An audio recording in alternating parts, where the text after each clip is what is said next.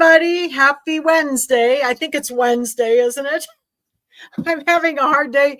For some reason, I keep thinking it's Tuesday today, but it's Wednesday because I'm supposed to be teaching today. So, and it is the 19th, it says. So how is everybody? Yeah, some of the gals. So the question is, while we get ready to start here, the question is, you have the choice of 2 cards tonight. And it's about tied, but I'm going to either do the mittens. This one has glitter vinyl, or the mistletoe. And the mistletoe is the one that has the puffy foam on it. So if you'd like to know how to do puffy foam, if you've never done that, that would be a good one to do. So think about that and put in a comment to see which one you would like to do tonight. Because I was thinking the mistletoe, but a lot of people like the mitten one. So I really like the mistletoe one too, because the puffy foam is really fun. Sorry, my nose is cold. It's kind of cool in the house. More mistletoe people are coming up now. I think they're both really pretty, but I wanted to do something that would have a different technique in it. And if you've never done mistletoe or never done the puffy foam, that one has the puffy foam in it. So it looks like maybe mistletoe is kind of winning now. So people are coming in. Hello, everybody. Well, we got all kinds of people. Would like to see the puffy foam. Yeah, that's the one I thought I would do tonight, just because I'd like to show you the puffy foam. We've done, glitter vinyl before. So, and that's something that a lot of you have done in the past. So that one, you kind of know the technique anyway. So, okay. So remember, we're going to have a drawing at the end of the video as well. And the way you win is to make a comment. So keep making your comments, okay?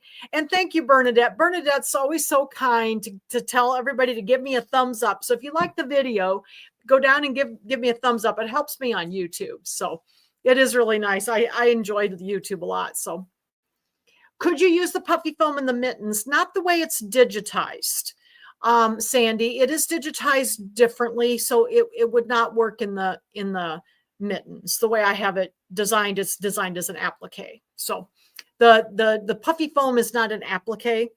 There's actually thread over it. So you'll see that when we do that. But it looks like the mistletoe is kind of winning here. So, okay. So don't forget, we'll have the drawing at the end. And whoever wins tonight will win the card. Okay. So that'll be the prize tonight, is the card we make in class.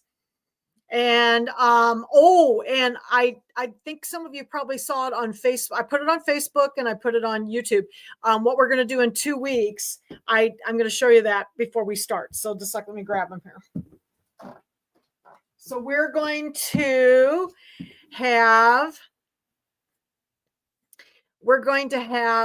do another one of the little puffy felt ornaments. And I decided, we made the little gingerbread man. He was a freebie. And then this one was $3.50 for the little girl. But I thought they needed to have a house. So I made a little gingerbread house. So this is what we're going to do the first week in December. So I think it's the 2nd or the 3rd, whichever day is the Wednesday. Can you remember 2nd? It's either the 2nd or the 3rd. I will look. I can't remember. The 3rd. So it's the 3rd. So this will be the project, and this is free. So this is my Christmas gift to everybody. And I put the link to the Dropbox where you can download this for free on both Facebook and on YouTube. Okay. So this will be the project that is going to be December 3rd. Okay. Oh, yeah. So people are getting there. You got your machine back, Barbara, so you can sew. So, all right, great. All right. So let's go ahead and we're going to look at the cards over here. And hello, everybody. People are getting in. So, yeah. So anyway, I had a totally different idea of what I was going to do for the classes, for the class in December. And I kind of I had to go to plan B because I couldn't find some of the stuff I needed. And so I just thought, you know what? Our little gingerbread man and women needed a house. So here's our house. So we're going to do that. Okay. Oh, cool. Cool. Yeah. So the link for this is on Facebook. That goes to Dropbox and on YouTube. So I put it there. So if you only do YouTube, it's on my YouTube channel too. Okay. Yeah. Lynn, that is right. Lynn has been listening to me over the weekend because I almost had a breakdown over my idea. Because I went to Hobby Lobby. I was going to do ornaments, and I love doing these little floating ornaments with the vinyl, with the scan and cut. And I went to go get ornaments, and the only ornaments that they got this year were plastic. And plastic ornaments are kind of opaque. They're not real clear. And those floating ornaments do not work well in plastic ornaments. You can use the plastic ornaments for the glitter, but I told myself I'm never making any more glitter ornaments again. I love them. They're beautiful, but I'm not going to make it. So I went out there and there's no ornaments. There's not one glass ornament anywhere. I could not believe it, but maybe, I don't know. They just didn't get any. So that's why all of a sudden I came home that night and I digitized this instead. So we're going to do our gingerbread house. Okay. So that's what December 2nd is. All right. So let me get the camera. Is everybody hearing me okay and everything? I'm going to get the camera switched over here. Let me turn off the banner too. All right. Get the camera switched over. Maybe they switched this over and it's still really odd to me looking. It's just odd the way they do it.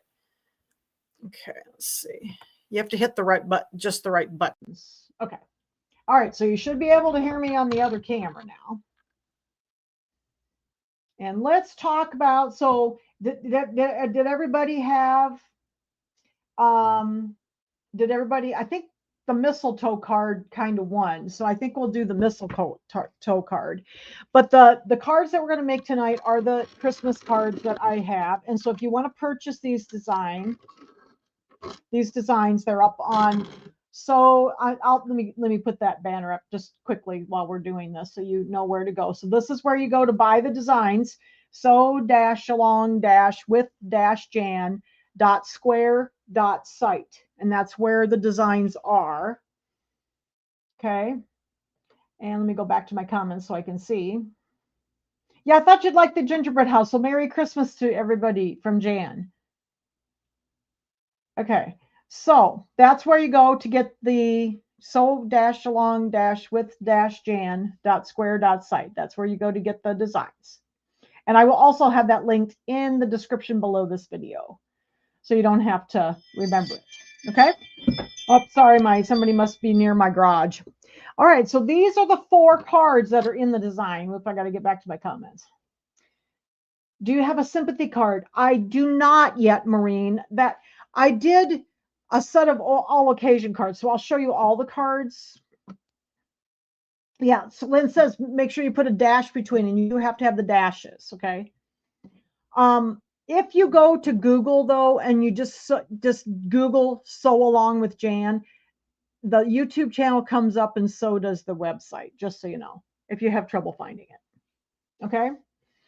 So the 4 cards that are in the Christmas set. So I did 4 cards. So there's 2 of the smaller A2 cards, and one says Merry Christmas. Hold this back just a little bit so I can hold them up a little bit. So one says Merry Christmas, and this one is all just sewn. I didn't have any appliques on this one. Okay. And I put a little greeting inside, wishing you all the joy, love, and laughter the holiday season brings. And I'll also link in the description below this video I made a couple of videos about how to cut some of these things out and how to, do some of the insides and that type of thing when I did the first set of cards. So if you need some help to do that, I have those videos you can watch, and I'll make sure that the whole playlist is linked so you can see those. So this is the Merry Christmas card. And then I've got Winter Wishes. This is the little mittens, and this one's got the glitter vinyl on it. Okay. And this one, I actually made it open upwards. So I did this one vertically like this. So that's Winter Wishes. And then I did Merry and Bright. So this one I think is the one we'll do tonight. We'll do Merry and Bright. And this is a 5x7 card. So I made 2 5x7 cards and 2 A2, which are about 4 1/4 by 5 1/2. So they're smaller, but these are normal size, traditional size cards. You can easily find envelopes for these, and to mail them. And there's regular size cards. They're not oversized or anything. So this one is the Merry and Bright. Now this is the one that's done with puffy foam. Can you see the bow there that it puffs up? And then there's puffy foam under the little berries. And then this one, I have a greeting in as well. Okay, and then the last one, this one took me forever. I could not decide on how I wanted this to look. So I finally got it. I think I'm happy with it. And I did glitter vinyl on this one, and I did a Christmas one. I did a religious one, a Christmas blessings with the little nativity and the gold glitter. And I thought that was really pretty. Okay, so that is the 4 cards that are in that Christmas set. Okay, now I'm just going to quickly review the cards that we had before. We also did, the Halloween cards. So there's 2 Halloween cards. So here's Trick or Treat and Happy Halloween. So we did those a month or so ago, and those are also available on my website. Okay, so that's the 2 Halloween cards. So if people are wanting more cards to do, there's some more. Okay, and then the 4 all occasion cards, and these are thinking of you. Now, Maureen, you were asking about a sympathy card. I often use thinking of you cards as sympathy cards, and so I often use thinking of you cards as sympathy cards. Okay, so I didn't do a sympathy. I was going to, but I decided to do thinking of you because that's what I often use. I send for sympathy cards.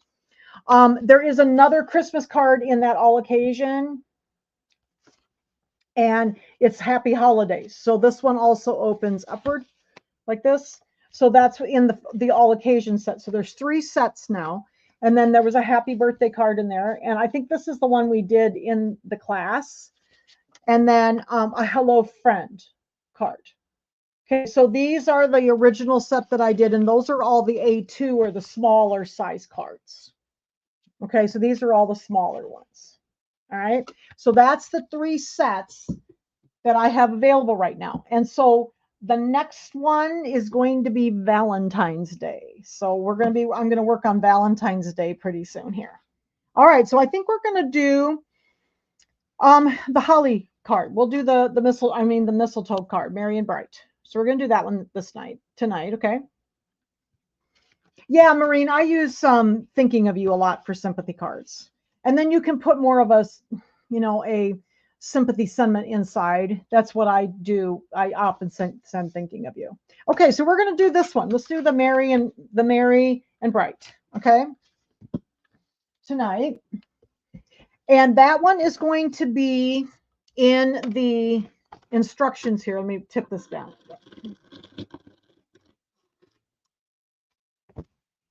So, and then if you have questions about, like if you want to see the videos for the other classes that I taught for the all occasion cards and the Halloween cards, I will also link those videos in the description below this video. So you can see all of them. And then there's a couple of extra videos I did about just cutting papers and how different ways you can cut the papers and that stuff. Okay. So I will just go through that briefly tonight. But I do have a couple of videos that are just about how to cut the papers out and how to put them together and, some stuff like that. Okay. All right. So we're going to use this 5x7 embroidered Christmas cards tonight. That's the instructions. And then there's a separate little set of instructions for the A2s, the 2 smaller ones. Okay. All right. So you're going to need a few things. Let me get my my stuff here. Let's see. Okay. So we're going to need these. You're going to need for this particular card, you're going to need the Pellon Peltex. So that's what this stuff is. Give me a second to get a hold of it. This is the Peltex. This white stuff is sort of stiff. Okay. I got the single-sided fusible.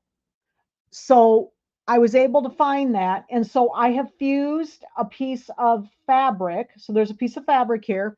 And these are cut 4 1/4 by 6 1/4. Okay. So the Peltex is the stiff stuff that's on the back here. And then the top is the fabric that I have adhered. This one had the single-sided fusible. Okay. If you do not have single-sided fusible, and it's Peltex number 70 is the non-fusible version. It's just the standard sew-in version. You can also use a piece of heat and bond. So I have this here that you could cut a piece of heat and bond and put it on the back of your fabric and then adhere the Peltex on the back. So if you can't find the single-sided fusible, you can use a piece of Peltex in addition. Okay. So I have that written here that you only use the heat and bond if you're using the number 70 sew-in Peltex. But I was able to get the single-sided fusible. So I actually like that better because it's a little less stiff than with the heat and bond. But sometimes you can't find it, so you use what you can get. Okay, then the other thing you need for this card is your fabric. Of course, that's what I adhered here. It's a piece of white fabric with the little sprinkles on it, like the little silver speckles on it. And it is also 4 1/4 by 6 1/4. So I give you all the measurements here. We're making the bigger cards tonight. And then the glitter vinyl was for the Christmas blessings and the Christmas blessings card on this one. So we're not going to be using our glitter vinyl tonight. This is the piece I cut. And I'm not going to use that because that's for the other card tonight. And then we need some puffy foam. Now, puffy foam is normally 3 millimeter, and this is the puffy foam that we're going to use tonight because a lot of people wanted to know how to use this. So this is 3 millimeter puffy foam. I get embroidery puffy foam normally because sometimes you're putting it on a shirt and you have to wash it.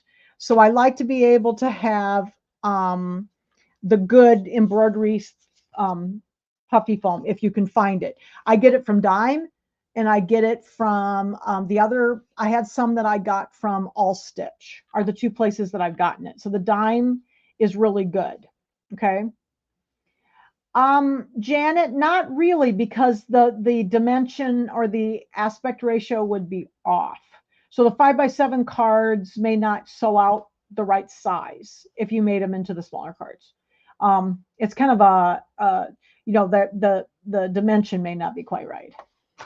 Okay, so these are the two pieces, and you need two pieces, one for the bow and one for the berries, and they're both the same size. They're 2 by 3, so you just need 2 by 3. Okay, so I've got my two pieces of foam, so I'm going to put that over here with my fabric and my Peltex, and then I need a piece of, get this extra one out of here, I need a piece of white 100-pound cardstock. So this is that real heavy stuff, and it needs to be cut 4 1/4 by 6 1/4. Now I have dies that go through my die cutting machine that put this cute little stitched line along the outside edge. So I've cut mine out that way because I really like that. I like Gina K Designs stuff, and this is from Master Layouts 8. Okay. Yes, thank you, Lynn. I was going to talk about that when we got there. Lynn said it's good to have your puffy foam be the same color as your thread because you want this to match your thread the best you can. So like mine's not perfect, but it's pretty close. Okay. From Amazon. Yeah, Nancy, I just don't buy much from Amazon. So that's the two places I've bought puffy foam. So if they have it there, but you want the 3 millimeter, you want the thicker kind. Okay. So here's my 100-pound piece of white cardstock cut to 4 1/4 by 6 1/4. And if you don't have the dies like I do, you can just cut them with a paper cutter. You can cut them with your rotary cutter. So, but I have mine done with my Master Layouts 8 from Gina K Designs to cut the right size. And then you also need a piece of paper that's 80 to 100 pounds for a shadow layer. Now my Merry and Bright, I actually made that red. So I have this red piece, and it's going to be about 1/8 of an inch larger. So it's you're going to have like a 1/16 of an inch outline all the way around the outside edge. I don't know if you can see this. So it's just going to be a very small little edge all the way around the outside.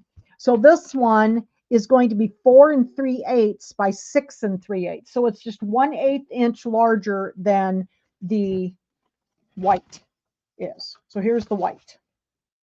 Okay. And you could also make it any other color you want. A lot of times I use black as a shadow layer because it just pops that color, but I thought the red looked nice with this one. Okay.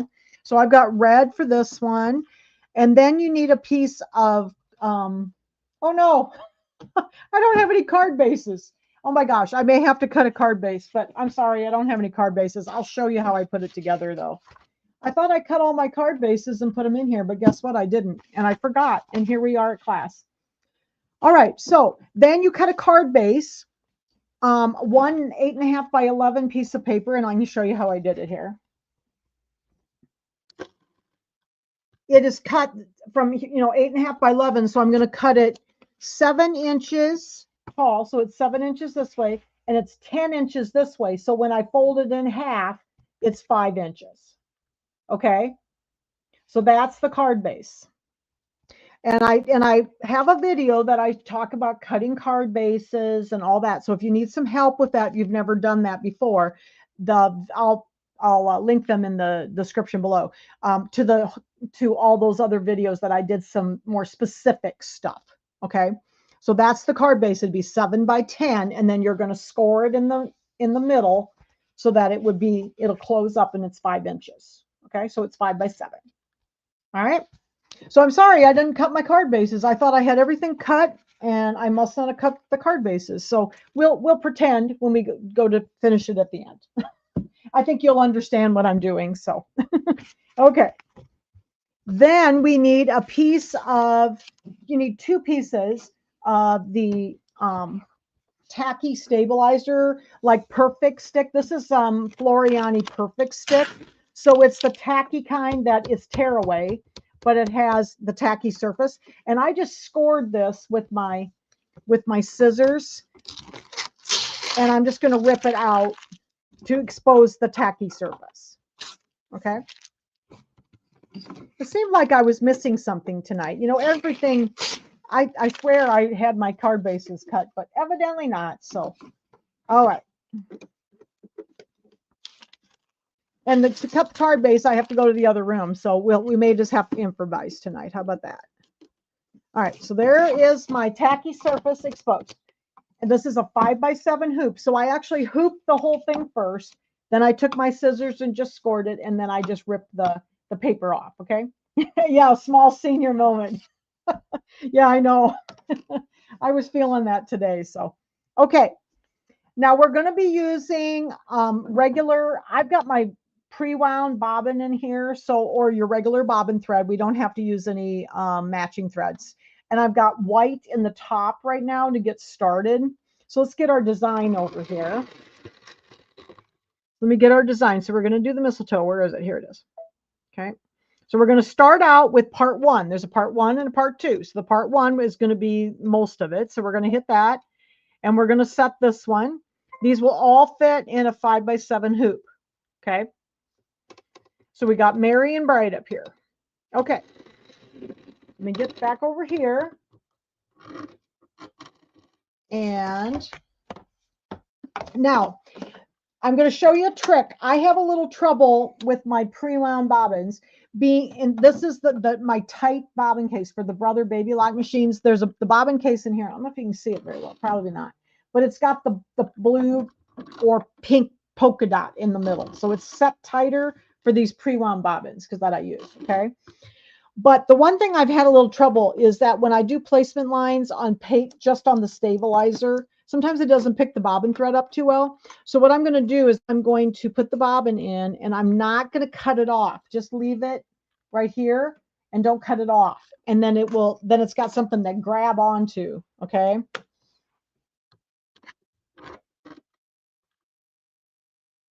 Okay. So let's do this. We're going to put this in. So this is my 5 by 7 hoop. Let me get my instructions up here so we don't miss any steps. I just missed the card bases. Okay. Gotta find the right one. Here we go. Here we go. All right. So step number 1 is going to be the fabric placement line, the Peltex or fabric placement line. So we're going to go ahead and stitch out number 1. I'm just going to use my white thread. So I've got that in my needle. And I've just got my regular bobbin thread in my bobbin. And then I've also got a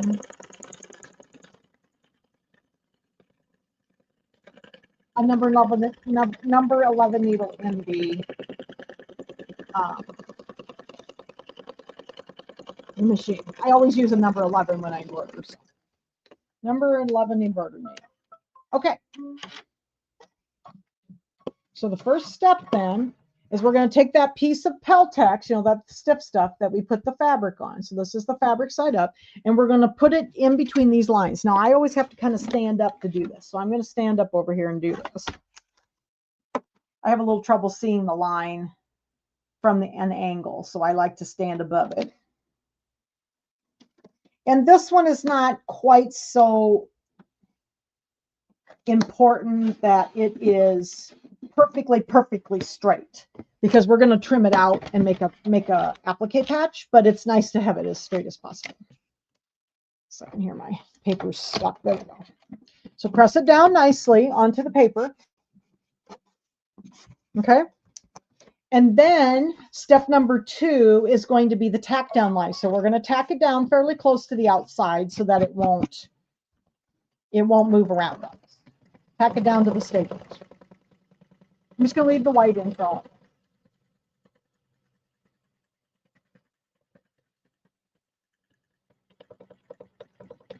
Oh, you're asking about the bench buddies? Yeah, I love those. I did all the bench buddies it's been several years ago now. I was up with my dad, so about 3 or 4 years ago. And most of the fabric, I had a lot of stash. She was asking about fabrics, and I had some kits, but then I had enough fabric that out of my own stash that I could duplicate the kits mostly. All right, so we got this tacked down. And then we're going to do step number 3, and I'm going to leave my white in. This is going to be the quilting, that little quilted area in the center, okay? But yeah, you should still be able to find the fabrics. And if you look up Kimberbell Bench Buddy kits, you might still find kits of the fabrics. Because those are pretty popular, and they've never done another set. I'd like them to do another set of those because they were so fun to do. And it was nice because when I was with my dad, I had one class every month already done because I had those little bench buddies, and we did all of them, and it was so handy because then I always knew what I was going to do one time at least. Yeah, so just Google, we just Google the Bench Buddy fabric kits because you might still find them. They were all mostly just like some of their basic fabrics, so they weren't like anything real specific. And then I had some of the ones I did for the class were actually just out of my own stash. So and it's nice. The only thing that's hard about those was that they didn't really make any like embellishment kits for those, so you have to kind of hunt around and find the embellishments. That's all right. So we're getting our quilting done here, and it's just a little bit more for you. And what's coming up? So then we're going to do a little bit more sewing. I got to look at my card to see what I did first. I can't remember. I think I did the light color first and then the dark color. There's 2 colors of green in the mistletoe.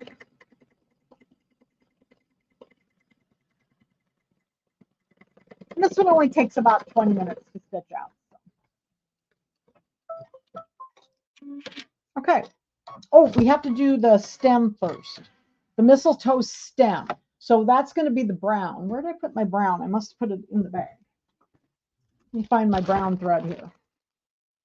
I always keep all the threads together that I use for everything.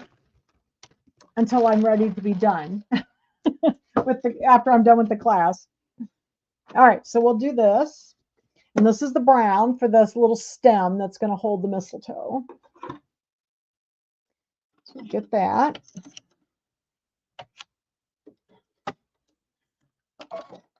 So this is step number 4. All right. So we'll get that one, and then I think then we do the mistletoe.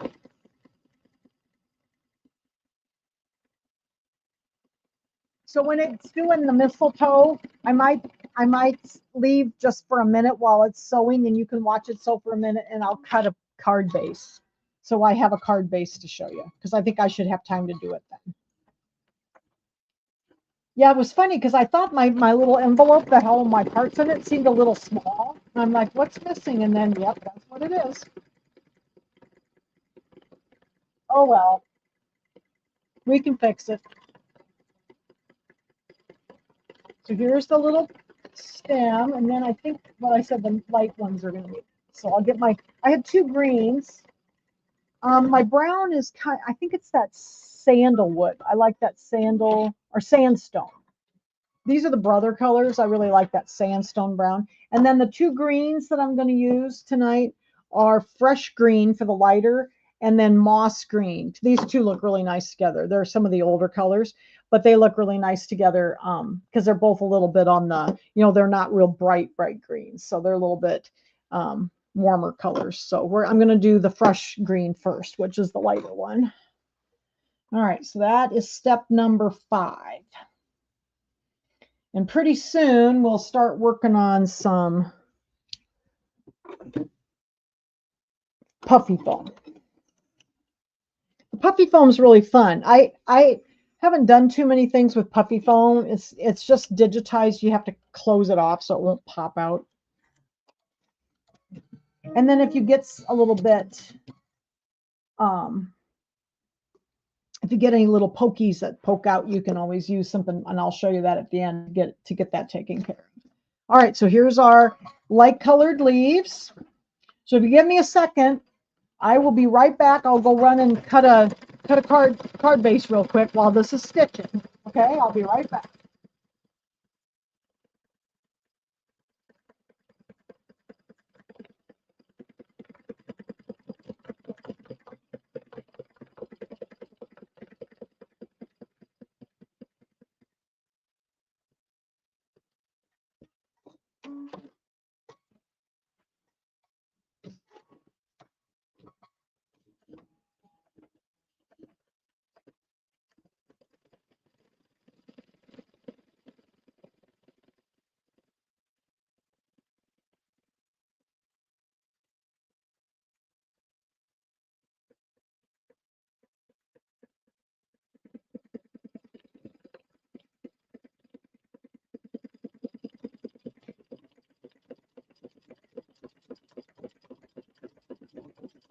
Okay, here's the card base.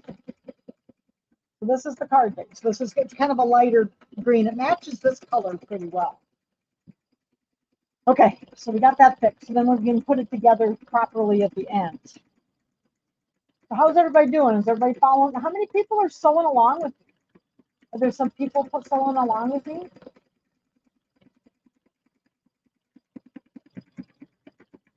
It's always fun to sit and sew together. I sit and sew here a lot alone. So it's really fun to do these classes because I feel like I'm sitting and sewing with other people. But this was a fun one to do. I like puffy foam. I think the next one is going to be the darker leaves. Let me see here. Yeah, the dark leaves. Then we'll do puffy foam.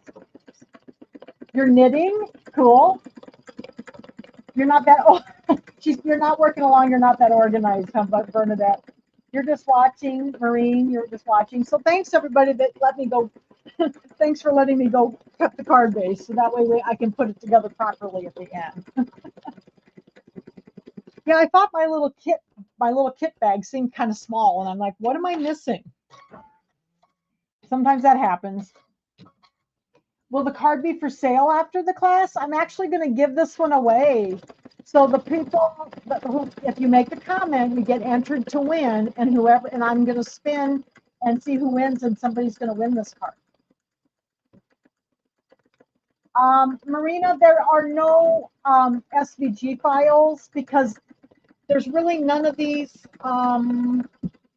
This one doesn't have any appliques. The only one that does is the nativity and the mittens. So no, I don't normally do SVG files because they're so, especially when you're doing raw edge applique, I don't normally. Now these are both covered, and I could have, but it's glitter vinyl, so it's really easy to trim in the hoop. So both of these shapes were very simple, so I didn't bother to make SVG files.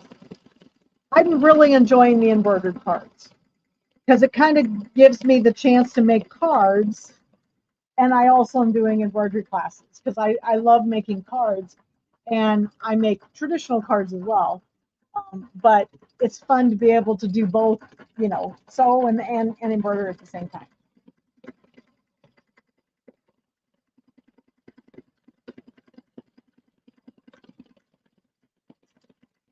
And Marina, were you talking about the my pillow designs? Oh, the SVG files for your pillow designs. I do not, like I said, I don't normally do SVG files. There are, let's see, on my pillow designs, there was one or two of them that I did make SVG files for because the way I did the applique. Normally I don't, I just trim in the hoop. But you can make them. If you have a Brother machine, you can make the SVG files right off your PES files. You can make the cut files. So if you go look on my YouTube channel under the playlist Scan and Cut, Brother Scan and Cut, I show how to do that from your PES file. Oh, somebody's having trouble. I mean, 12 pot holders. Oh my gosh. That's awesome. Yeah, the pot holders are pretty fun. I'm going to do some I think I'll probably do another pot holder class because they are really fun. I enjoy that, and it's very relaxing to me. So I hope you guys like the little pot holder class. You might do another one. We'll do a harder pot holder this time. Something with a pattern in it. You're just watching. Yeah, some people like to sew with me, and some people like to just watch. So it depends.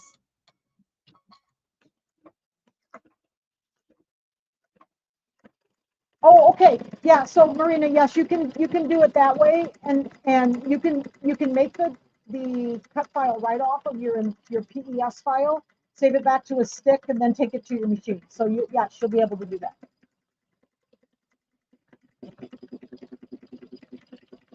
Oh, cool.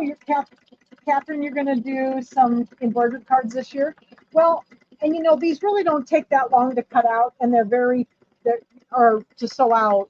And I thought they turned out, I was very pleased with these. I've been having a lot of fun digitizing again. I hadn't digitized for a long time.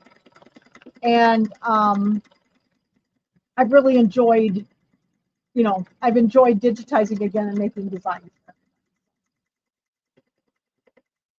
Oh, did you find them? Okay. Everybody's finding what they were looking for. All right, so we got our light color. Is it ready? Okay, so I think we're ready for the next color. So then the next color, this is step number 6. So this is going to be the dark colors. And then we'll start working with the puffy foam. All right, put this one up here.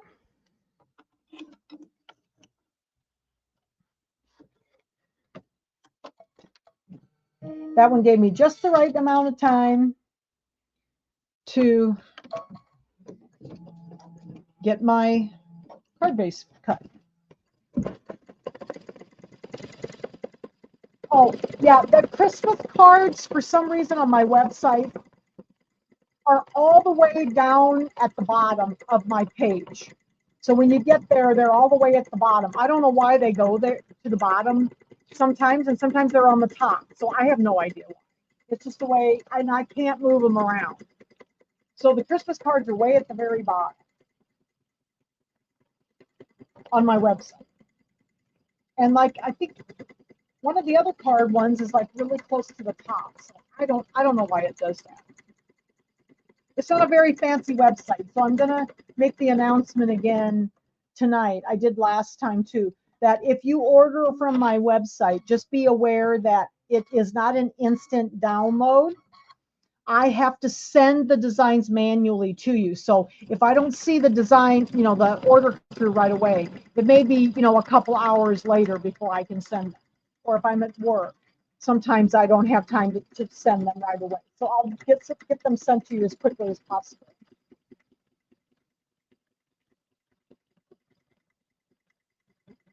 Oh yeah, the Peltex is a little bit hard. I got Peltex at Walmart. The last I bought it at Walmart, and you can buy the sew-in without the fusible easily there in a little package. And then I actually found some of the single-sided fusible there as well. It could, Maureen. I think it might not look quite right because these satin stitches here are meant to have puppy foam under them, and so it may not stitch out real great. It may be a little loose looking. Okay, because this part and this part is meant to have the puppy foam under it, and it may be a little loose. It's the kind of satin stitches that are being used here. Okay. Yeah, but that was the only thing that people have had a little trouble finding is the Peltex, and I did too, but I did locate, and then also if you like our store carries OESD stabilizer, and they have one called Fiber Form. That is the same type of stuff, but it does not have the fusible, so you just have to use the Heat and Bond with that instead. Heat and Bond Light. So you can always get by, and the first cards that I made all were done with the sew-in without the fusible because I didn't have any, and I just ironed it on with Heat and Bond Light, and it works just the same. It's a little stiffer, maybe, that's it. So yeah, that was the hardest part, I think, when I started making these, was trying to find some of that stabilizer because without Joann's, we have a few things that are a little harder to find now.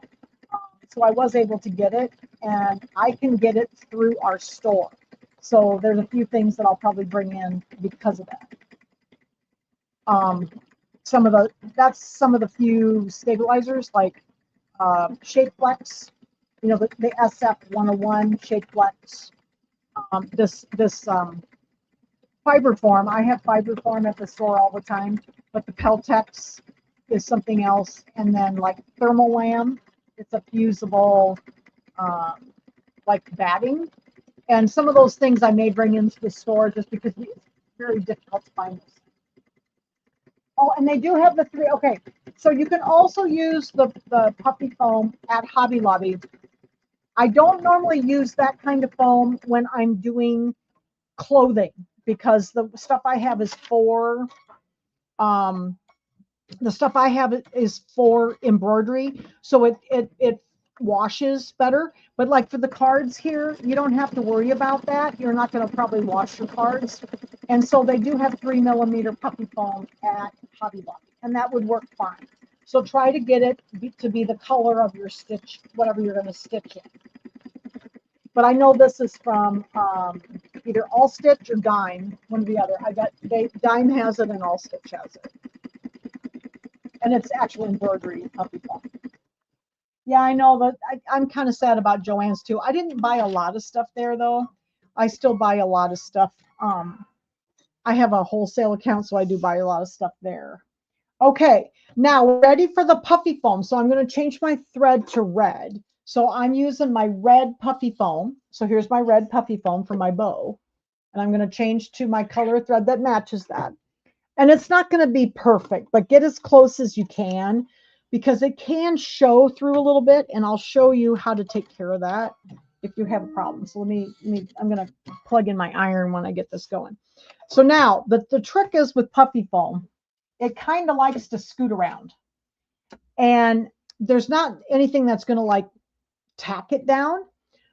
So it's just going to start off sewing. So what I said here is place the bow puffy foam horizontally, even with the top of the oval quilting. Tape in place, because as you can see, there's no placement line. So it makes it a little tough. You kind of have to guess where it's going to go. So what I did with this one is I just put it up to the top of the oval, the top of the ovals right here. And I'm just going to lay it horizontally right across there and put it right roughly in the middle there. And it's about even with the top of the oval. And then you want to tape this stuff down, because if you don't, it likes to scoot all over the place. So I'm just going to tape it kind of on the edges to stay away from my stitching. Okay. Without you try not to get any under the stitching, the tape, I should say. So then I'm just going to go ahead and start. So see, there's no like placement line or tack down line. It's just going to start sewing. That's why you want to kind of tape this down so it doesn't scoot. So you can try it without the puffy foam. The way it's digitized, it's made for puffy foam. So it may not stitch out real well because it might be kind of loose. Okay, so some of you are asking, do you need to try it? You can try it without the puffy foam, but it may not look great because it was digitized for puffy foam. Okay, and it is done a special way. But you should be able to easily find the puffy foam, and it doesn't make it real big. You know, it's not like it's real tall. You can see here, it's raised about maybe about a quarter of an inch. And like Lynn said, you should be able to get puffy foam maybe from Hobby Lobby has, but it's 3 millimeters. Get the thicker stuff. So see how it just started off and just started sewing. It didn't really tack anything down or anything, because you know we don't want any of this out here. We're gonna just keep it under the bow. Yeah, I think it would be loose. Thanks, Lynn. I think it would be loose. Yeah. So so all you do is just sew on top of it. I mean, that's it, but it does need to be made for puffy foam. You know, like not every design is made for puffy foam. It's kind of digitized a special way so that it will cover up the foam and the foam won't come out. Okay. I'm going to show you, I'll show you my little trick at the end about if you have any little fingers sticking out from under your thread.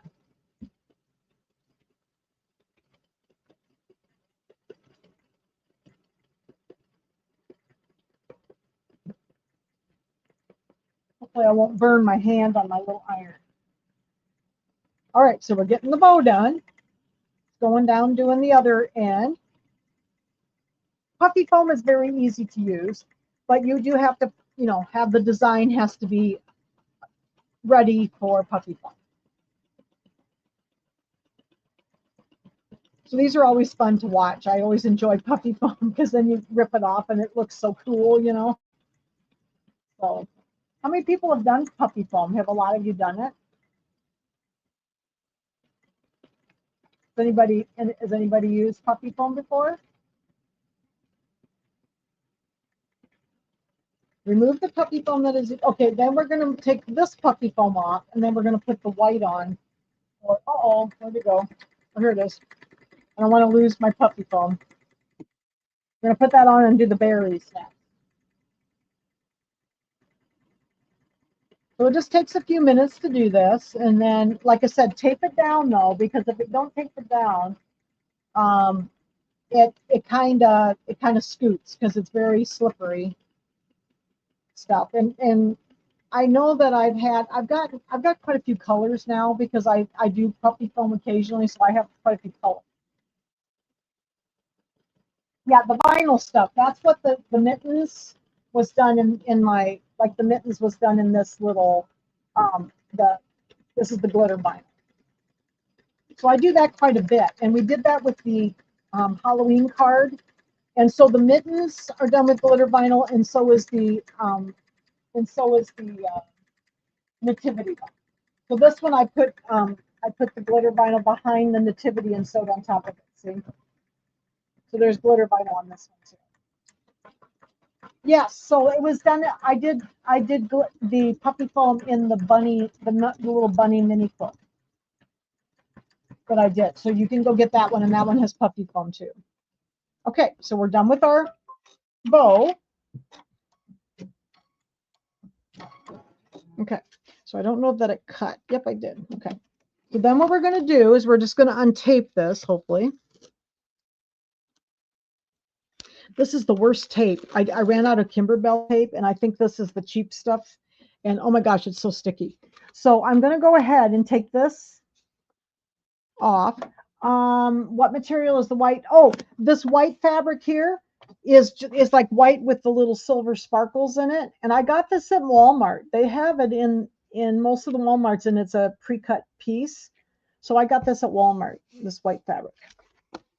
They have a lot of basic fabrics there. So if you're looking for just basic stuff, try Walmart. They have 1 yard, 2 yard, 3 yard cuts of a lot of stuff. Okay, so I just pulled it off. See, it just sewed it right off, and then I'm going to pull these two little middle piece out like that. It's always just like it's like magic. Okay, throw those away, get them out of the way. But see, isn't that neat? And there's a few little fingers sticking out, but I'll show you how to fix that at the end. Okay. All right. So then, yeah, they have this little sparkly fabrics. They had like a couple other colors too. This is white, and then I got a really pretty kind of a mint, kind of a minty green. It's really pretty, and I think there might have been a light blue. So there were several colors of it that they had. Okay, so we got that one done. So now we're going to do the berries. So I'm going to get my white threading back again here. And this one, it said, I told you where to put it, so you knew where to, excuse me, where to put it. So we'll read the directions so we know where to put it down.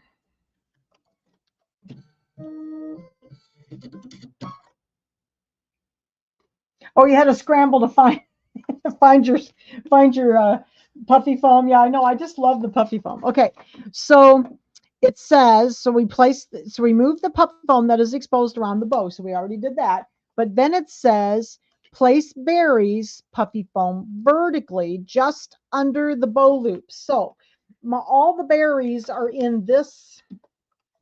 You can kind of see it on your screen too when you're looking at your design, but they're all in this kind of area. Like there's some right here in this area, and there's some in this area, and there's some in this area. So we need to make sure we cover all that up. So I just said vertically along the bows there. So I'm just going to kind of do that to make sure I covered up all those areas, and then I'm going to tape this one down.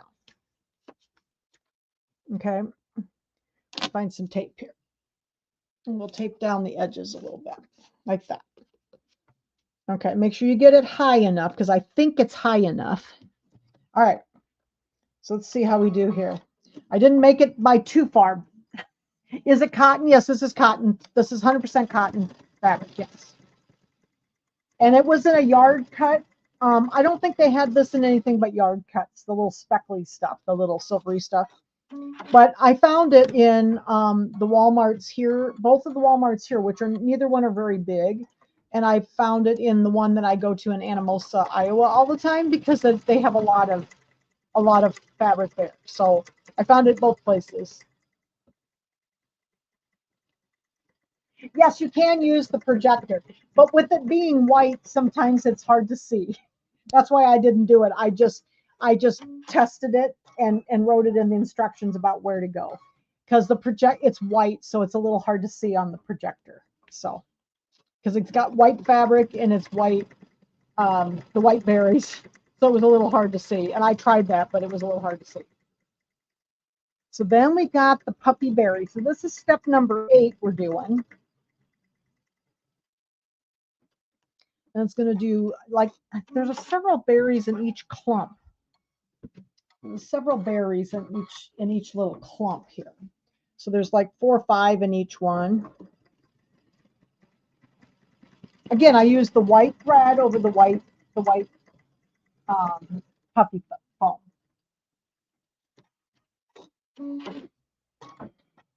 I've never been able to find red that's as red as most of my threads, so I usually end up, I mean, it's usually pretty good, but sometimes you'll see just a hint of the lighter red underneath. This foam was pretty close, though.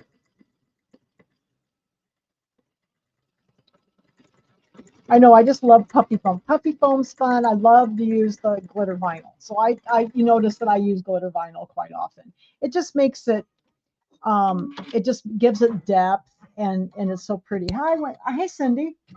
Did you just get here, or have you been here? All right, so we're in, let's see, this was the second clump.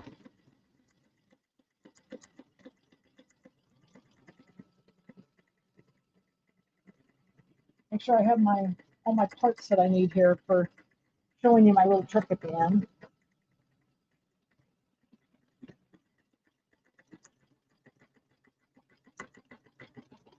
And get my threads put back together so they're all unrolling all over the floor over here. So when I teach, I usually drop things on the floor. So I've got thread all over the place. So we'll get some of the thread out of the way here. I need the red yet, because we'll do Mary and Bright at the end. Just got here. You can go back and watch those, Cindy.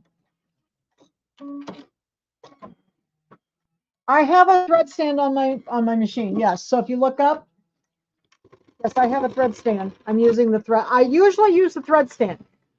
Over the summer, I discovered that the reason I was having some funny little tension issues was that my fan is so close to my machine, and it's over to like it's over this way, and it's right above my machine, and it was blowing my thread out of the tension unit here. So in the summer, I kind of lay it down up here, but now I don't have the fan on because I don't need it, because it's too cool with the fan on. So I'm back to using my thread stand. So yes, I got the thread stand up here. I normally use it, but I just found that out this summer. Oh, did you find a link to the Walmart? I can't remember what they called it.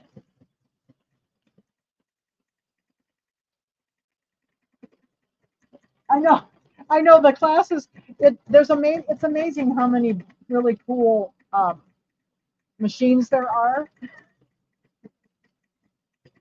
Have I used jelly vinyl? Well, I've never heard of that, Minerva. I've never heard of that. So what is that?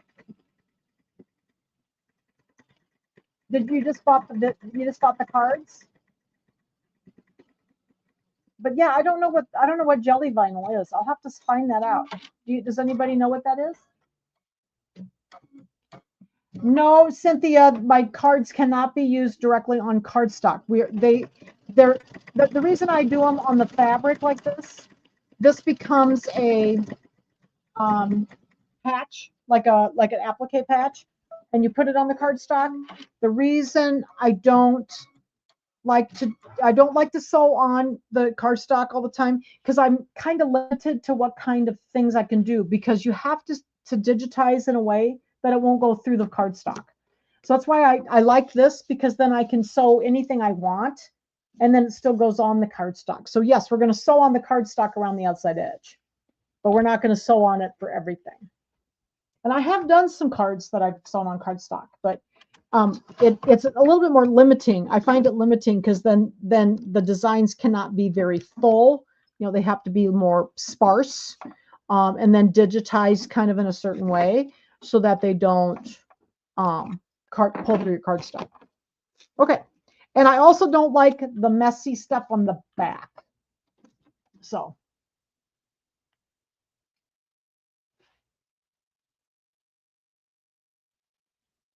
Oh, is that what you're talking about? It says monopoly thread. I bet you meant monofilament. Monofilament thread, I use, I would highly recommend the Mettler Transfill.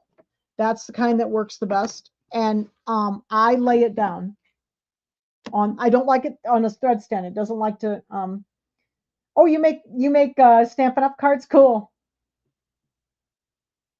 Can you open that and let me see the stitch on the inside of the cardstock. There is no stitch on the inside of the cardstock. Look, Debbie. There's nothing. See, there's no stitches.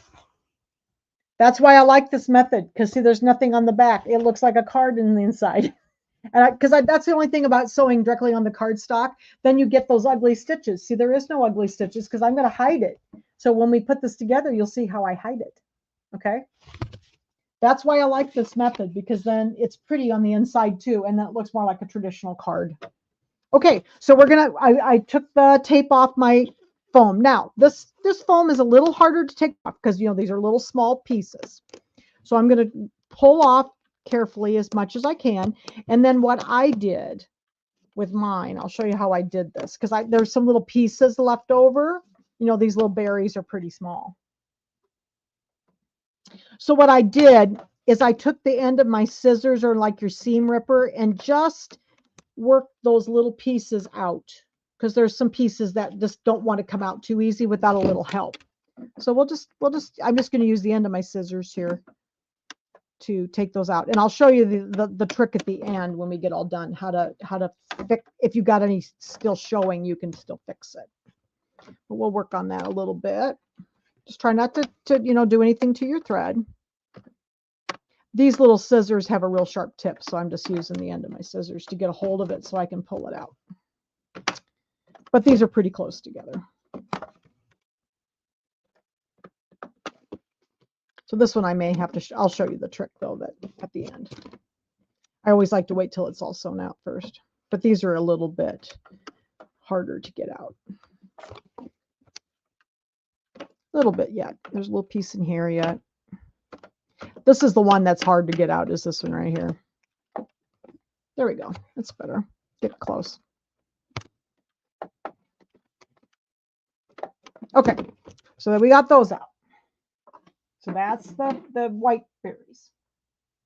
Then we're going to do the last step. Oh, the last step is going to be our Merry and Bright. So I'm going to get the red. Oops. My red thread, and we'll stitch out Merry and Bright here.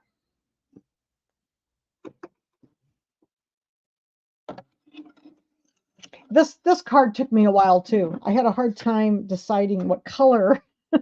Lynn was helping me, trying to help me decide what colors we were going to do the card bases and stuff in. And so we weren't always agreeing, so we kind of went back and forth. So run it horizontally, yes. So like let me grab a piece of monofilament. Somebody's still asking about the monofilament. Let me grab my, I think I've got some. Yeah, okay. So this is the Metler Transfill, and I lay it down on my thread stand this way, because it does not like to stand up on the thread stand this way. It likes to lay down, and that seems to work the best. It doesn't twist, but if you're using a different monofilament other than the Metler Transfill, this is not as stiff. A lot of those monofilaments are just horribly stiff, and this is not. This is softer, and it comes off the spool much straighter. And so but I still like to lay it down. This one likes to lay down with a spool cap on. I always put a bigger spool cap.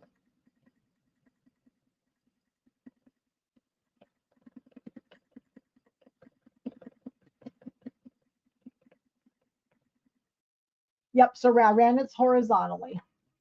Okay. So we got Mary, and then Ann Bright's going to go here. And then we're going to do this is where so who was it that talked about Stampin' Up? Was that Debbie? How you don't get the stitches. So I'm going to show you how those are all going to be hidden. And that was the thing that made me just won me over on these cards, because I love embroidered cards, but I never liked the backs because they were kind of ugly, and you had to try to get a piece of like decorative paper or something to go over the back and make it look prettier, and it just never looked quite right to me. So that's why I like these, because they look like a normal card inside. Okay, so then the next step we're going to do is we'll figure that out. I'll show you how that works. We just need to get our front done here. Oh, I got to find some scissors.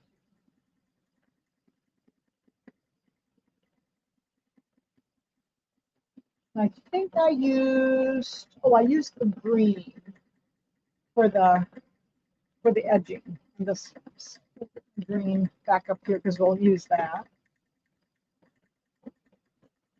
Yeah, I think these are really fun. I'm having a good time with the cards, and it's been fun to make new ones. And so I hope you don't get, I mean, I think everybody, I hope you don't get bored with cards. I like to make cards, and I love to embroider and digitize. So I've been having so much fun with these. It gives me a chance to put both of my loves together. Yes, do you like the clean insides? I do too, because it looks like a standard card then. They are a little thicker, maybe. But you know, a lot of us that make cards put embellishments and stuff on them. So really, these are no thicker than any other standard embellished card. And you can easily mail these. So, bye, Catherine. Yes, a few people are having to leave. But yeah, the video will be there. You can watch it tomorrow. All right, so we're working on bright here. This one takes about 20, 25 minutes. Wow. But most of them take about that. I try to keep them, you know, not too long. The nativity takes a little longer because this was a fill. All of this was filled, and then there was this big satin stitch around it. So it did take a little bit to do that one. I really like this font.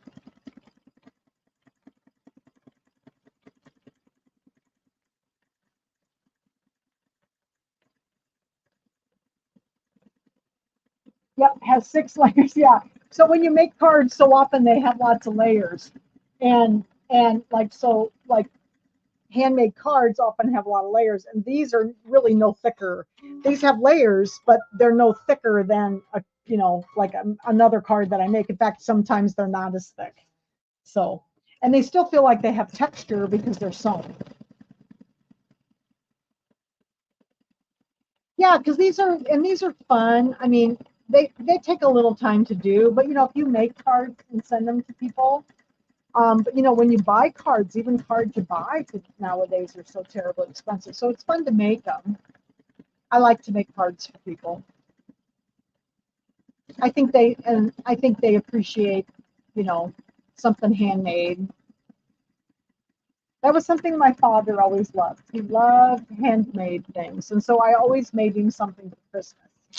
And you know, I've made him quilts and photo stitches, and I made him tuppets.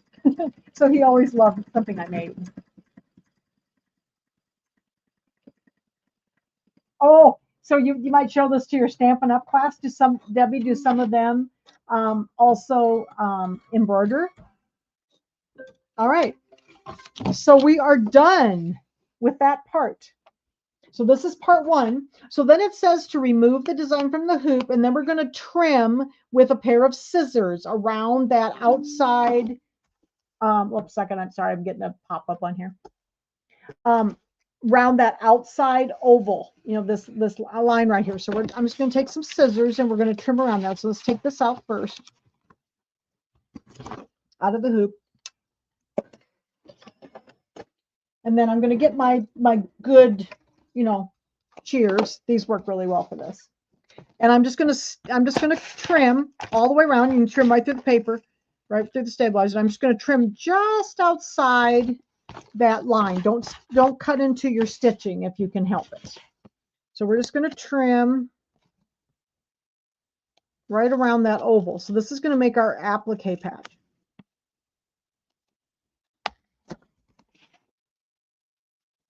So I just have to kind of take my time and keep it, you know, keep it nice and right along the line. I usually trim just outside of it.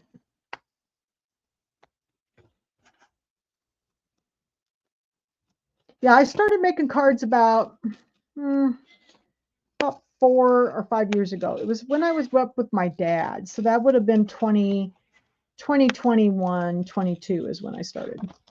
Because I spent a lot of time at home with my dad when he was not well, and I couldn't sew. I was sewing like when I was up there, I was sewing like 24/7. And I just finally decided I needed something else to do that I could easily do, you know, up in the upper part of the house where my father was, so I could monitor if he was okay. So, all right. So there is our patch for the center of our card. Okay. So we're going to set that aside for a minute. And we're going to get our next, we're going to hoop our hoop again. So then we're going to bring up part 2. Let me get my stabilizer here. Got another piece of that perfect stick, you know, it's the tacky tearaway type stapler. So I'm going to go ahead and hoop this. I'll stand up over here to do it.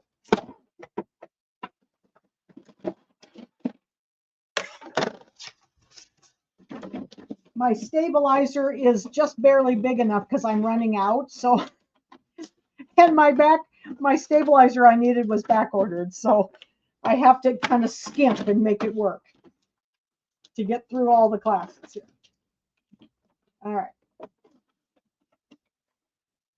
I can get my hoop to go down here.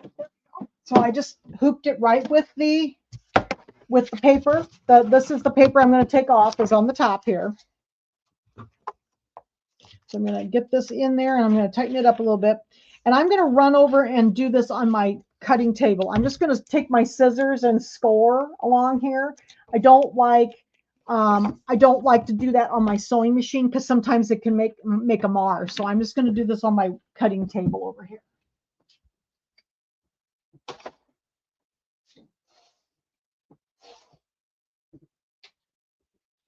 I like to take my little Ginger scissors, my little embroidery scissors like this. These are so sharp and they do a really good job scoring.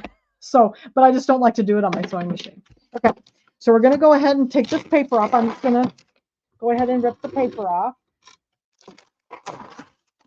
I try to make the instructions. I've written a lot of instructions over the years, Carol. I was a school teacher in a former life. And so I've taken a lot of education classes and I wrote lots of instructions. So I try to make them systematic.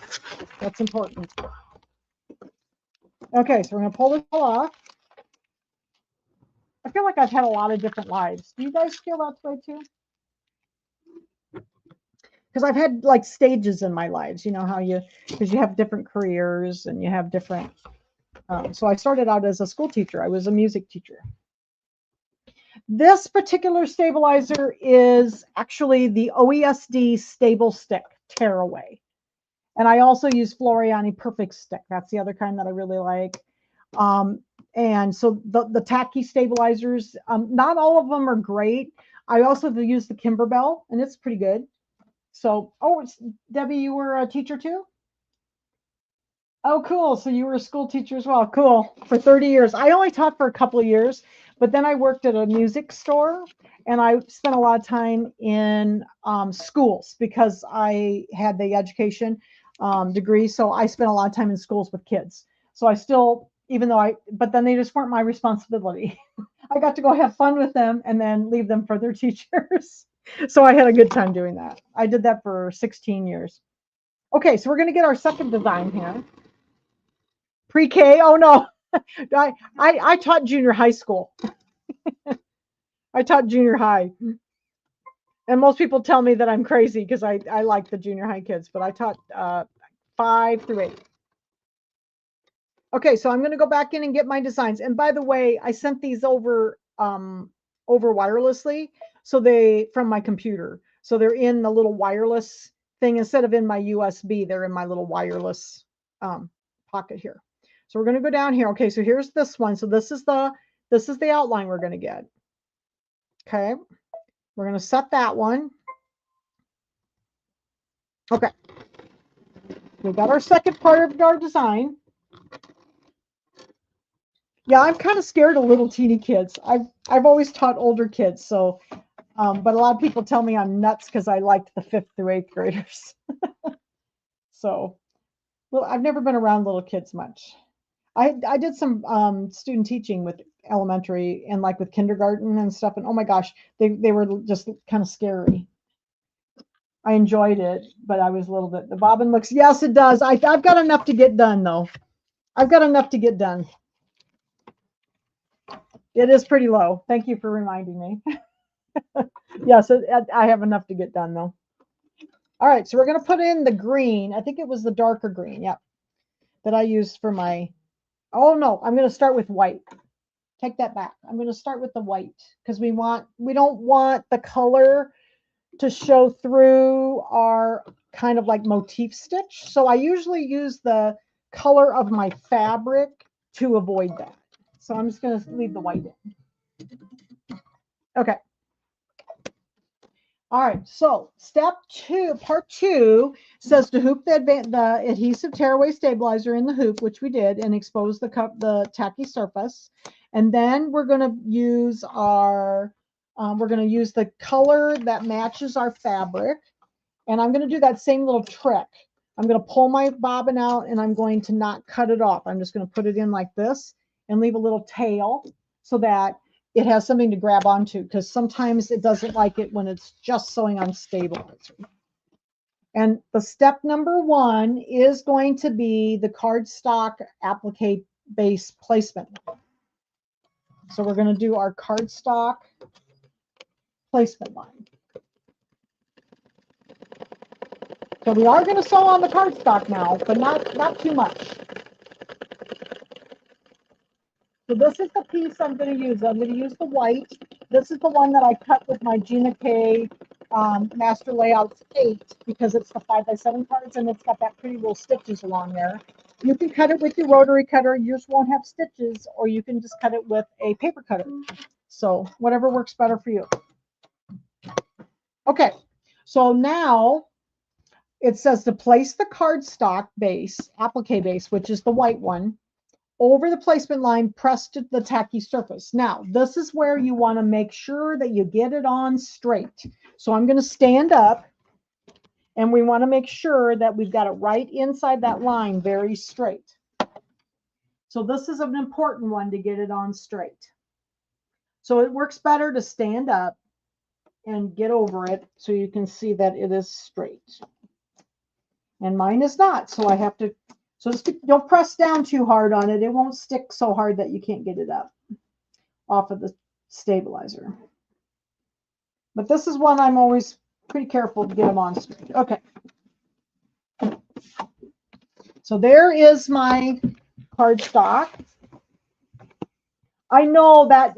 So the bobbin trick, I learned that a couple of years ago when I had to go to changing my bobbin cases in my Brother machines. Because I never had to change my bobbin case before. I could use the regular one with the pre-wounds, but they changed the bobbin cases and you cannot get them tight enough for the pre-wound bobbins, and you can get them too tight, then they don't work with the regular sewing thread. So that's why I have to change this, and this bobbin case is really tight. So that's how I learned that little trick. And in fact, I'm going to do it again because now we're sewing on the cardstock too, which is also not very easy. So we're going to put that in, and whoop, that cut it off. See what you have to read my mind. So I'm not going to cut it off. Okay. That way it can grab a hold of it. All right. So we're going to put this back in. I'm going to make sure it's stuck down nicely and it's straight. And then step number 2 says that it's the applique placement line. So now we're just going to sew on the cardstock. I know that so if you use pre-wounds like I do a lot, and even if you don't, sometimes it still would not catch. That trick has helped me a lot because of the tighter bobbin casing and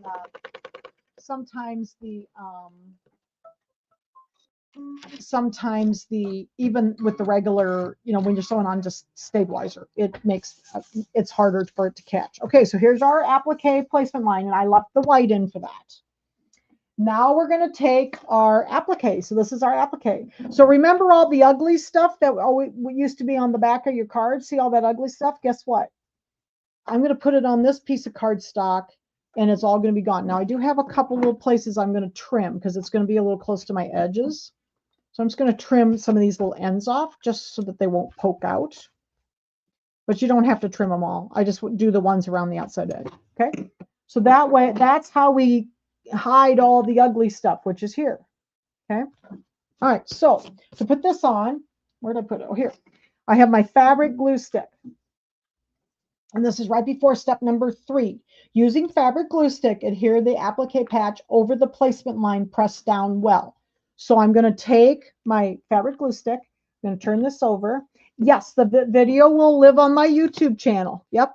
So you can go back and watch it again. And I've got 2 other videos on the cards and plus a couple of other ones for like how to put things together. So I'm just going to put the glue stick on the back of my card patch here, my little patch. And then this is another one you want to make sure is good and straight. So I'm just going to stand up over here and put this into my placement line. So you want to make sure that it's good and straight. And it goes right over the line. And then we're going to press it down.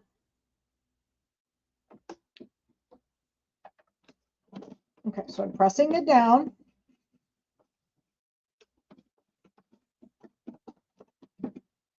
So let me bring it over here and we might press it down just a little bit more.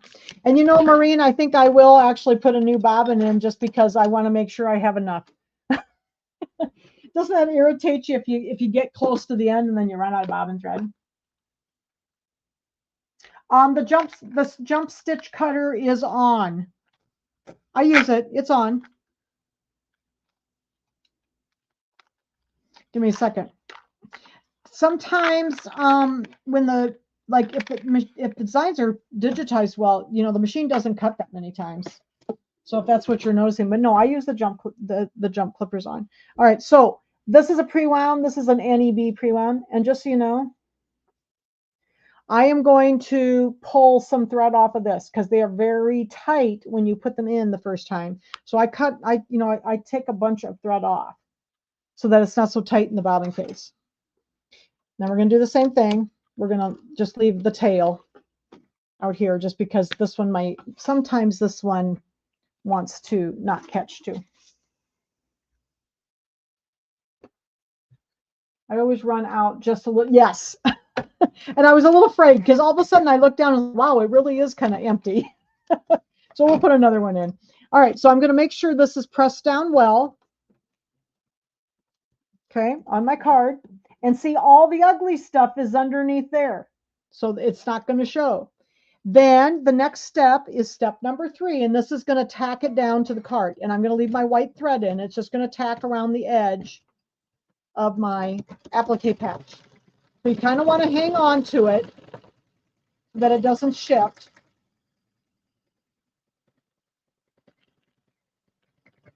And it's just going to go around one time, and that way it's nice and secure. Okay, so now we're ready to change the thread. So now we're going to go ahead and put our pretty decorative edging, which I use the green, the darker green. So we'll put that one on. Or are people getting the designs? I see that some people said they've gone and bought the designs, so I'll send them after class to you. Yeah, my website's not very fancy, so I try to remind people that it's not very fancy, so I have to manually send you the designs. Okay, so we're ready for our green. Okay, and I've got this ready to go, and it's going to stitch this down with that pretty little decorative edge. And none of the ugly stuff shows. It's all underneath this piece, this little patch.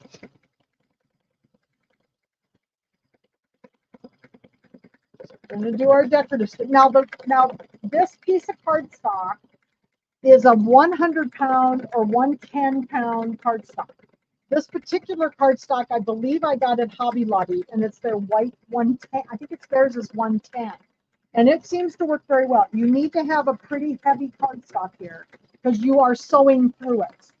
You know, so make sure when you pick your cardstock that when I tell you, 100-pound, make sure you got good 100-pound cardstock. I also use some of the cardstock from Hobby Lobby, and I use some from Michael's. So all of that is pretty good. All right, so it's just going right over the edge. It's going to sew it down. And then the white thread just kind of blends in with the fabric so you won't see that.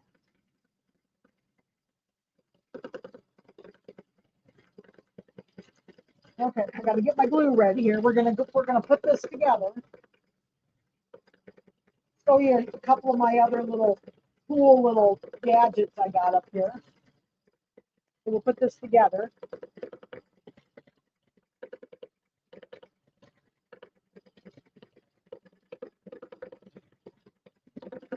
So what do you think of the cards? They're a lot of fun. I've been really enjoying making these and just doing different layouts. I'm going to do some different ones for Valentine's Day, different size. Because I'm going to do a couple of Valentine cards. And we'll do those in January. But I want to do a different size. So we'll try a different size on them.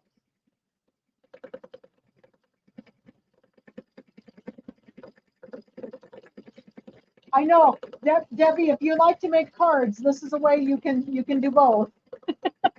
Because I love to embroider, but I like making cards, and this is a way that I could put everything together and still use my card making skills, because you can do a lot of embellishing and different things on the insides and whatever.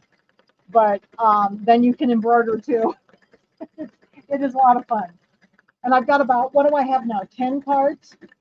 I have 4 Christmas cards, 2 Halloween cards, 3 all occasion, and then 1 more Christmas. So, yeah, this card, Debbie, is 5 by 7. So I have about half and half. About half of them are A2, and about half are 5 by 7. So there are some that are 5 by 7. I got 2 Christmas cards that are 5 by 7, and I have the 2 Halloween cards are 5 by 7, but the rest of them are A2s. And then I think I might do, for Valentine's Day, I might do a mini slimline card. So, for Valentine's Day. I just wanted to try some different sizes.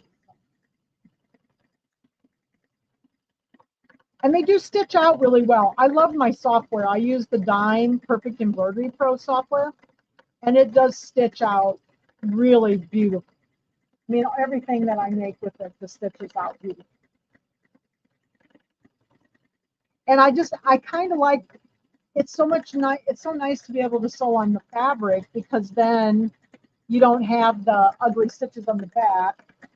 Plus, you don't have to be limited to what kind of stitching you do.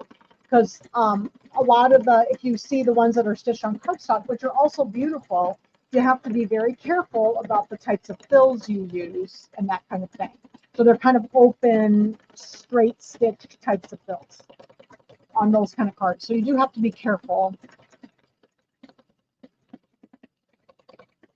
when you're, with those kinds, but they're just different. And these, you don't have to be so careful. You can use anything you want.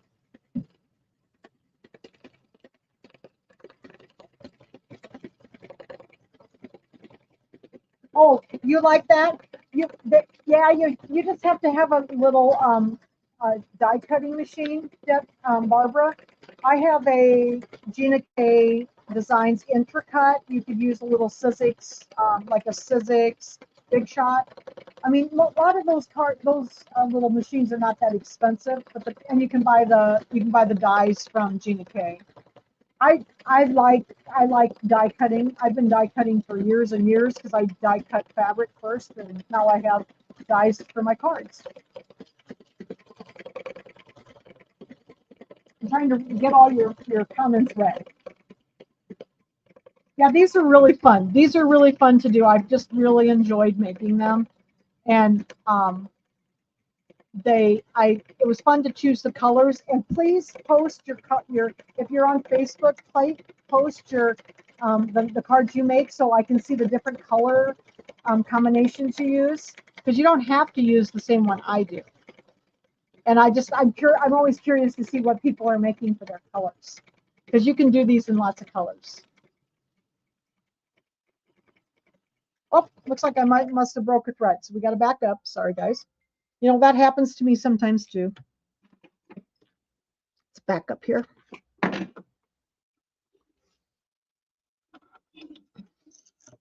Might have to, so I'll show you my rule.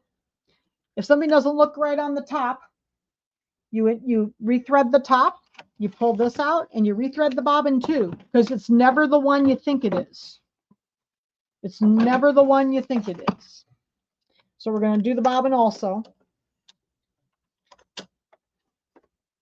And we'll do, whoops, a second, I got a piece of thread stuck in here.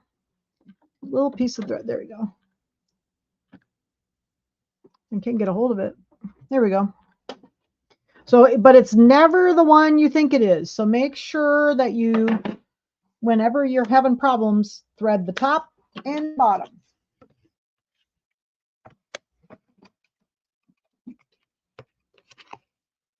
All right, so I'm going to back up. So I noticed it was a little weird, a little back. So I'm going to back up a few stitches here. Okay, so we're going to back up a little bit. You know how to do that, plus minus. We're going to back up maybe, let's see if that's enough. I might have to back up a couple more. Make sure I get back far enough. Because all of a sudden it just wasn't looking right. So, you know, just back up. Yep. It's better to be safe than sorry. So I always rethread both. I think it's better now. Yep, there we go.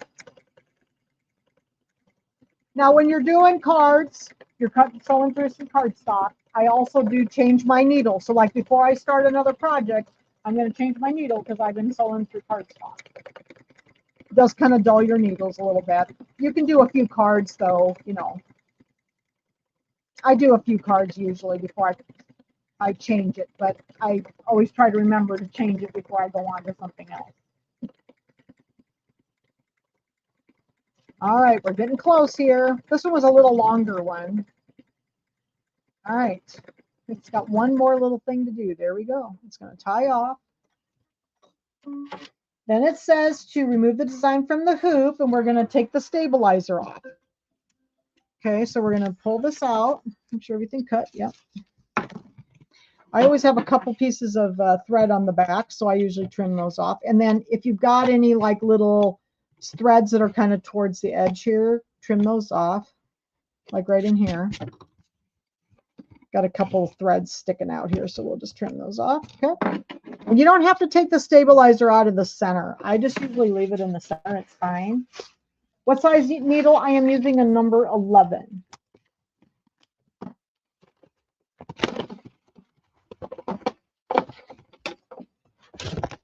Number 11. All right, so then I'm going to take this off, and I'm going to carefully pull it from the cardstock. Now, if you push down on it really hard, it could tear your cardstock a little, so just be careful. And then I put my finger along these little, you know, the little threads here so that I don't pull directly on the thread. I just put my fingernail along there, and I'm going to pull this out all the way around. You just have to be a little careful doing this. So I've got a little spot that's stuck here. There we go. And pull this out. Oops, got a little sticky spot up here in the corners. Let's see if I can get it. There we go. Okay, just be careful doing this part, because remember, we did sew through that cardstock. Okay, and get rid of this. And there is our card front. But look, see, there's no ugly stuff on the back, and this is also going to be all hidden. So you're not going to see any of this either. Okay. And oh, Paula said she's done lots of embroidered cards, but they make her nervous. They make me nervous too, because I'm always afraid my thread broke a lot when I was doing cardstock. I think it's just so many stitches, but this one you don't sew through too much. See? All right, so there's our top. Now we're going to assemble this. So this is how I assemble it, and I'll link some of the stuff that I'm using in the video description, so you know what I'm using. So in the back, there's a little area that talks about assembling the card. Now, when I do these, I like to use glue, and the reason being, a lot of people, and I'm going to use, you can use this too on the card part. This is a dot runner. That's easy to use, but they don't hold quite hard enough, because see, we don't have too much space between here that needs to be glued to the card. So I usually use wet glue when I put these together. And I sometimes will then use the dot runner to put this onto the card base. So either one. Now these dot runners, if you haven't tried these are awesome. They're Kokuyu, Kokuyo dot liners. And these are, I got these on Amazon. And these are awesome dot liners if you like to use tape. I always have had trouble using tapes because I'm left-handed and some of the tape runners don't work very well. But we're going to use glue tonight, and this is my favorite stuff. All right, so this is my Sweet Petunia. Let me hold this up so you can see it. My Sweet Petunia is the name. I don't know if you can see it very well. There we go. My Sweet Petunia, and this is the precision glue press. And this is a bottle of Nuvo glue. You need a very good craft glue. You can't use Elmer's to do this. It won't work. You need a craft glue. This is Nuvo craft glue. Got a nice little tip on here. And this little glue gun. I love this glue gun. This is the best thing I've ever got. They're about, I don't know, 35, 36 bucks. So I'm going to go ahead, because you can squeeze the glue out. It's so much easier to get the glue. So I'm going to take this and I'm just going to squeeze, and we're going to put glue all the way around the outside edge. Put this together. You want to get it towards the outside. Try not to get too much outside because it can squish out a little bit. And I'm going to make sure I get it in there. Whoops, got to turn it here. Without getting, I'm very messy with glue, by the way. I normally do not glue around my sewing machine. So let's see if I can not get it on my sewing machine. Okay, so I'm going to also put some in the center. Okay. I know, I love this glue gun. It's like $36 or something, but it was worth every penny. So then here's my background that's cut about an eighth of an inch bigger than this. So what I'm going to do, and I'm going to have to do this standing up, so you'll have to forgive me. I'm going to do this standing up. And I'm going to line this up. I got some little rough edges here. I'm going to line this up, and you want it to be equal distant all the way around. So this is the hard part, I think. I really have to pay attention when I'm doing this to get it even on here. It looks pretty good. And I always stand up when I do this. Then, of course, I moved it. Good thing it's got glue. That's why I like wet glue too, because then you can move. If you mess up like I just did, I can get it off. So I'm going to have to do that over here because I can't get above it very well. I need a flat surface to get above it. Okay. I think I got it. Okay. So then after I get it where I want it, you need to kind of go along the edge. Whoops, I got a little bit of glue there. I can get that off. And make sure you go along the edge and really push it down, because this is a little thick. Okay. Oh, I did a video about the sentiments that I used. Do you include the inside sentiments or samples of the words? I do not, but I did a video about what I did for inside sentiments, and like this one is just something that I printed on my printer, and then I cut it out with that pretty little thing, and I just cut these out. So you can write in it, you can put something like this, you can stamp. If you have rubber stamps, you can do that too. Can you link the glue gun for us? Yes, I will do that in the video description right after the class. So I will, yes. Okay, I got this one a little bit off. I might do another one. I've got another one here I can send you. I'm a little bit off, but it's not too bad. Okay.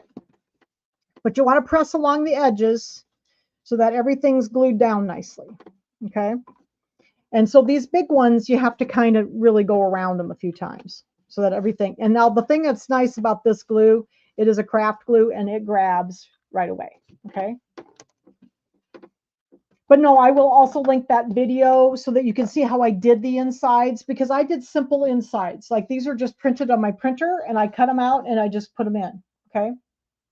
And you can also do it. I also showed it with my scan and cut. I made one of these with the scan and cut. I think it was this one. Yeah. This one I made with the scan and cut. So see, I drew it with the scan and cut it out with the scan and cut. So there's lots of ways you can do the inside. And no, they shouldn't require extra postage because they are standard size. They're not any heavier than any other cards that I've ever mailed. So no, I don't think so. If you need to know for sure, take them to the post office before you mail them and just check to make sure. But I don't think so because they're a standard size card and they're not ultra heavy. Okay, so I use my glue and I've got these all. It looks like I got my edges good. You always want to check, especially right here, like right where this is pretty close. You just want to make sure that that sticks down really well.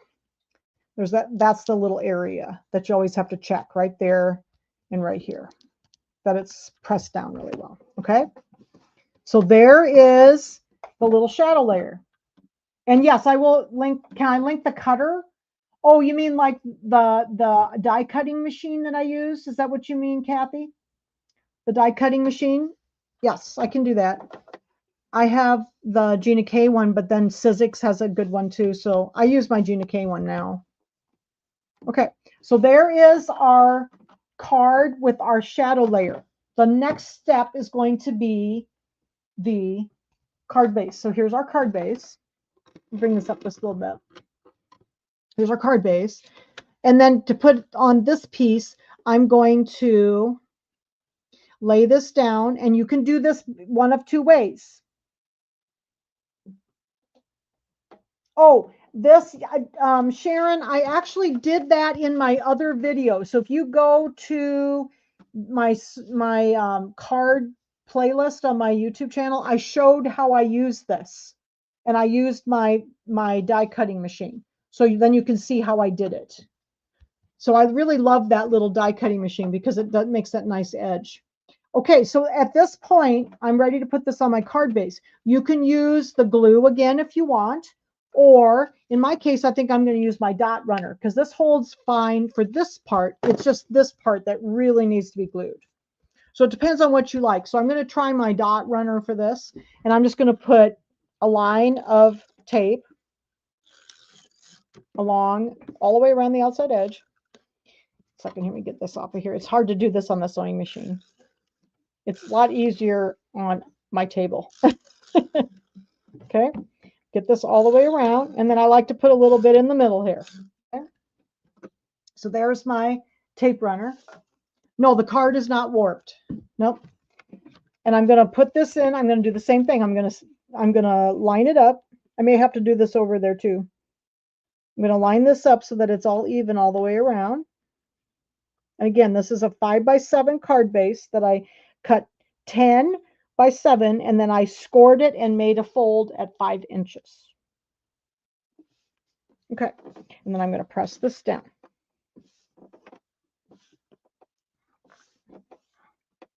And I put a little tape in the middle, so I'll press it down the middle a little bit. Okay.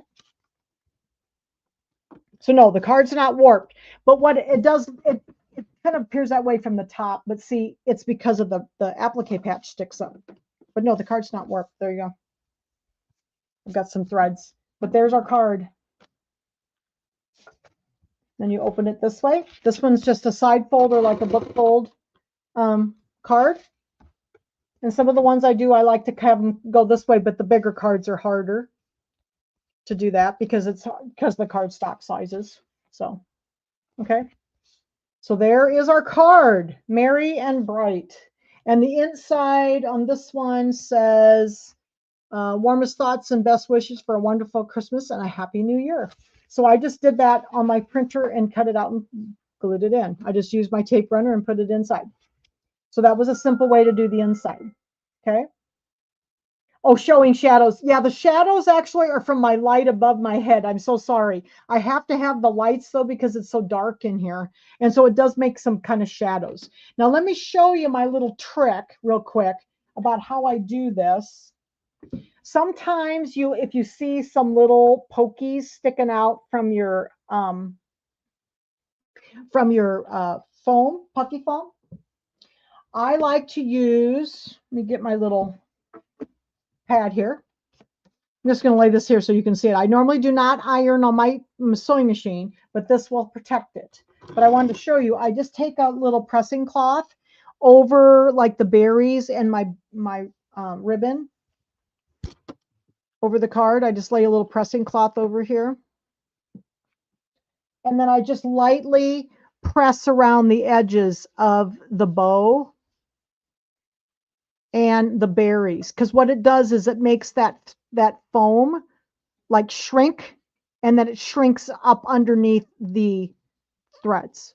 And I'm just touching it lightly with the end of the iron, and that usually takes away if you've got any little pokies sticking up and sticking out. Oh yeah, so I've still got one little piece that doesn't want to go away, but I'll have to take that out.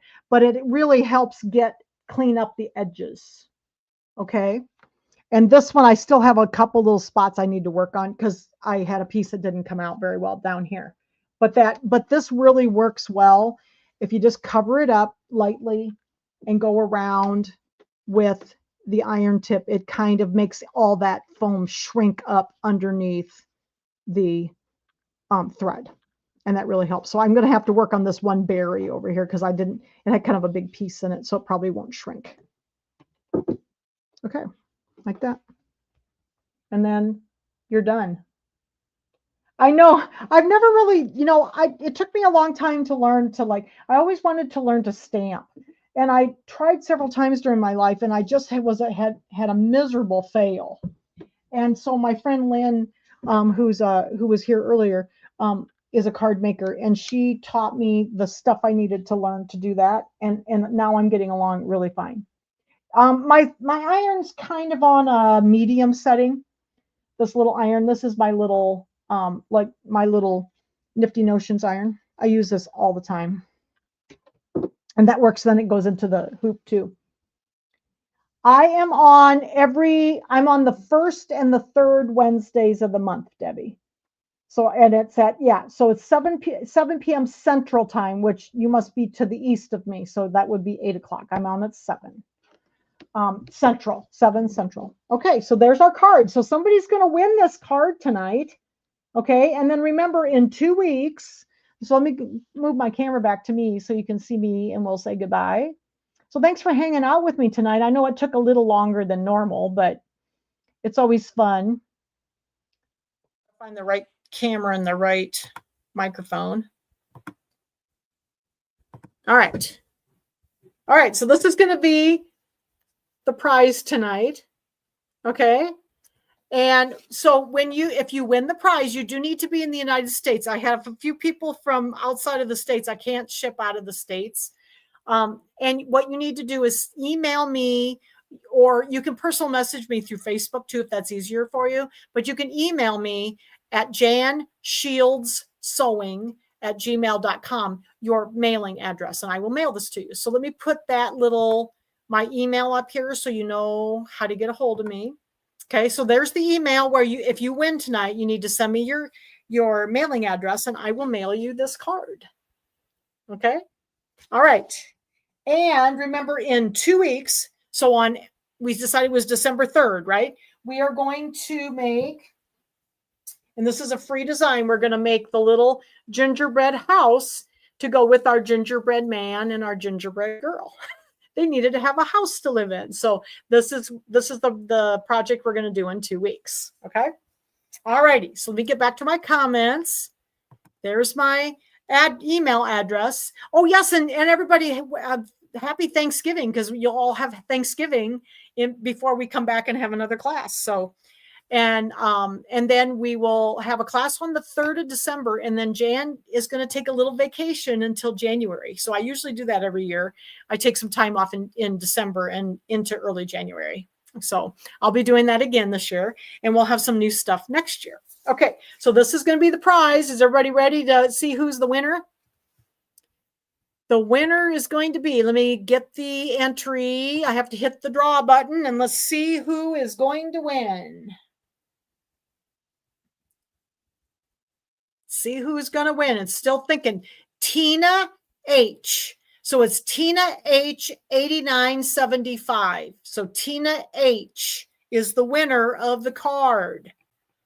Okay, I'll leave that up so I can see it. So Tina H, you are the winner of the card. If you're still here, make sure you email me at janshieldsewing@gmail.com and I will mail this little card to you. So, okay, so if you want to purchase the cards, go to my website, sew-along-with-jan.square.site. And there's 10 cards total now. Most of them are the smaller cards. They're about half and half now. I think I've got 4 of the bigger ones, and the rest of them are smaller ones. So, okay. So some all occasion cards, some Halloween cards, the Christmas cards, and then I'm going to do Valentine's next. So we'll work on Valentine's cards. So thank you everybody for joining me tonight. I hope you enjoyed the card. These are so much fun to make. And we will get together again in a couple weeks and we'll do our little gingerbread house ornament. So thanks, everybody. Have a great evening.